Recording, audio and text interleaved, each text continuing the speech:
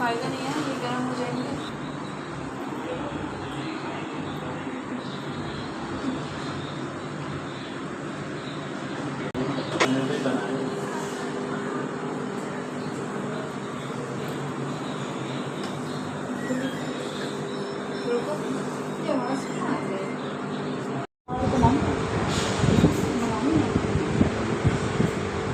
Chicken biryani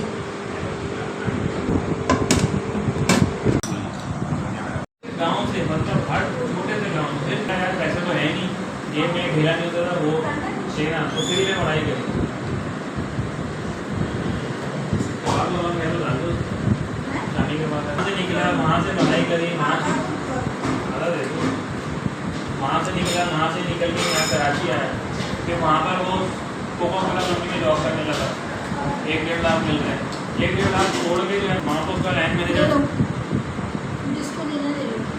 वहाँ पर उसका लाइन मैनेजर उसको बोल रहा है तुम पागल हो, तुम करा।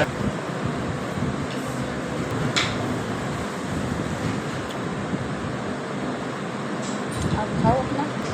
कैसी बनी है बिरयानी, पसंद आई?